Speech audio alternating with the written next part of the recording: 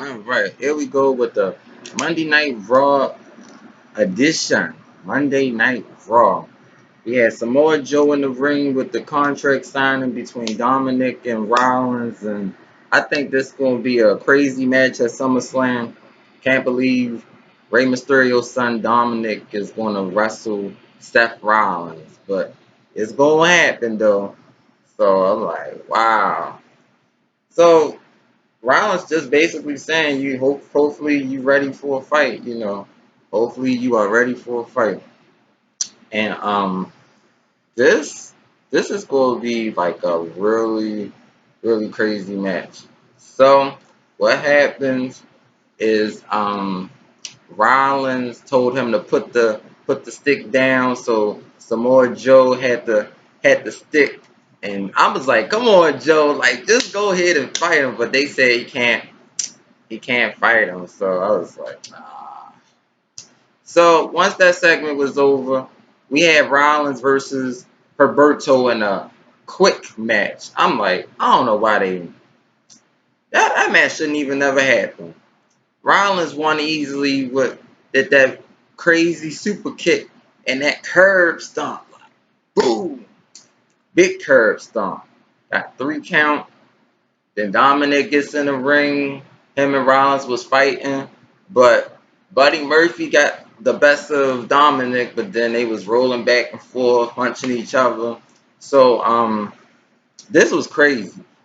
They got Dominik on the ropes, Rollins and Buddy Murphy, and they was hitting him with that kendo stick, boy. His back, his chest was red as I don't know what.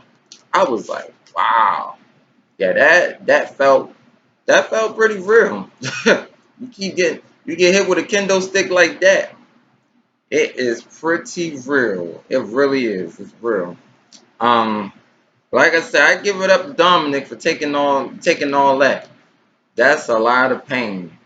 That is a lot of pain. Then we had the Hurt Crew, MVP shouting and Lashley talking to Apollo Crews, basically saying he don't basically MVP saying he don't care about Apollo family and all like that.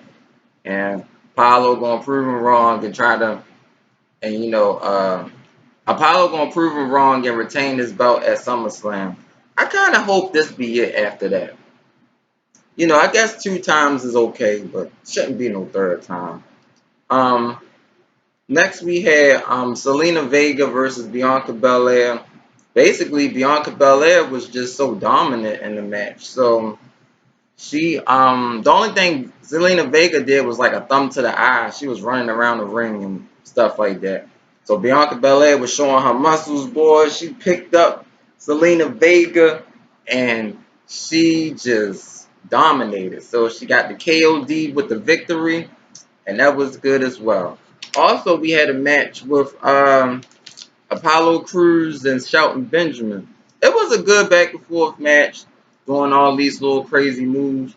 But surprisingly, Apollo didn't get the victory. He got a 2 count with the moonsault, but due to the Hurt Crew being out the ring, Shelton Benjamin got that victory. I was like, wow, that was crazy. Um, Next we had Andrade versus Angelo Dawkins from the Street Profits, because Montez Ford is still out with the injury. Um, Basically, Dawkins was kind of, he was being really aggressive because of what happened to Montez Ford last week and stuff, and him passing out and the poison and stuff. So he dominated the match. The one thing Andrade got was those knees in the corner.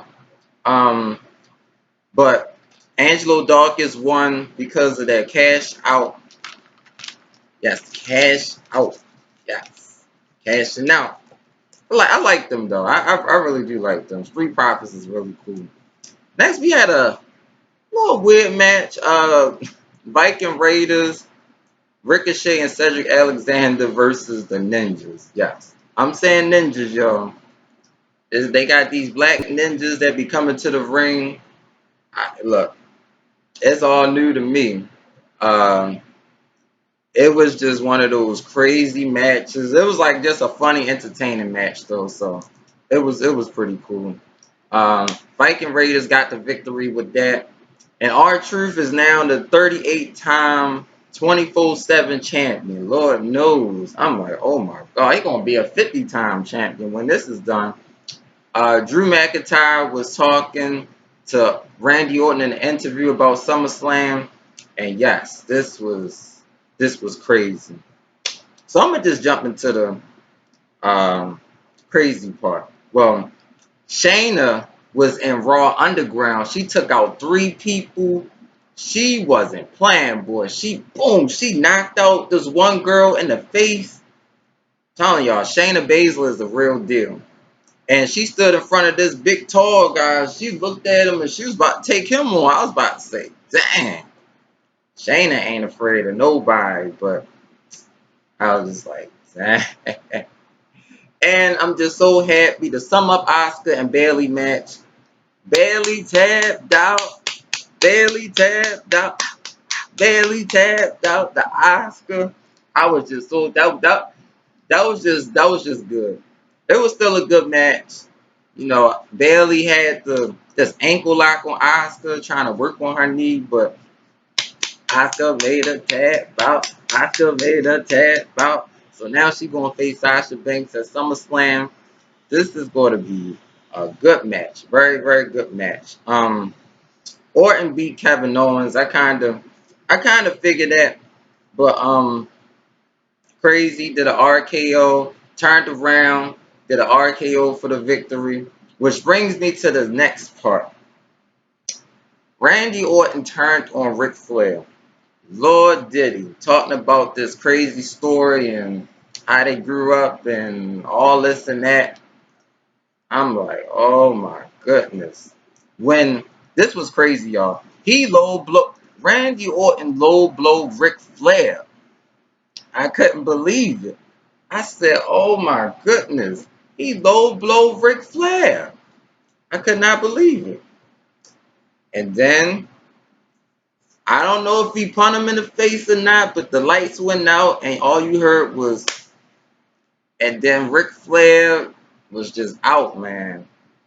And then Drew McIntyre came out there and he was like, "You're going to pay for what you did." I can't say what he really said because Drew was furious at Drew was so furious. He was so mad at Orton. I'm surprised like 20 ain't like I'm surprised the whole locker room ain't come down there. Shoot, that's what should have happened. I'm just like, wow. I'm like, yup, you cannot trust Orton. You really cannot trust Orton. I think the other thing I forgot, think Liv Morgan was taking on Peyton Royce, so Liv Morgan got that victory. I kind of wasn't into that match. I was just waiting for Asuka match to come on, and with the Orton and Kevin Owens, I was like, what's going to happen now? But now I know. He turned on Ric Flair, but Ric Flair was like he wanted Orton to beat his record of 16-time champ, him, not John Cena, him. So I mean, I think when it's all said and done, Orton will probably beat his record probably. Because, I mean, most likely, most likely, Orton is probably going to beat Drew at SummerSlam. I mean, he's going on this tour of destroying people, and he destroyed Christian, Big Show, Ric Flair. He destroyed so many people in the past, so I guess it's only right that he win. But the way Drew was looking, I don't know. I mean, Drew is going to be really furious. This is not just a regular title match just for pride. This is like kind of getting retribution for what Orton did to Ric Flair when he low blowed him. That was crazy. I'm like, this Ric Flair is 71 years old. Like, and all Ric Flair said he wanted to do was just stand by his side while he beat his record. But I never would have thought he would have turned on Rick. Like I remember Orton and Ric Flair had a steel cage match. I think at Taboo Tuesday. I know it was back then, but I'm trying to remember. Yeah, it was. I think it was Taboo Tuesday and a steel cage match. That was good. I mean, but other than that, they've been they've been tight. So this is really shocking, but that was crazy. But I hope y'all enjoyed my review. Let me know what y'all think. Let me know what y'all think about Orton, Low Blow, and Ric Flair. Lord, that was crazy. Orton, Low Blow, Ric Flair. Mm. Crazy stuff. I don't know what's going to happen next week, but I got a feeling Drew McIntyre's probably going to call him out, going to have a little brawl, or Drew going to start taking out people or go crazy. I'm man, Orton better not show up, boy. It'll be a lot of people that just go want to fight him for real. I mean, that's Ric Flair, so we will see. Let me know what y'all think about this review.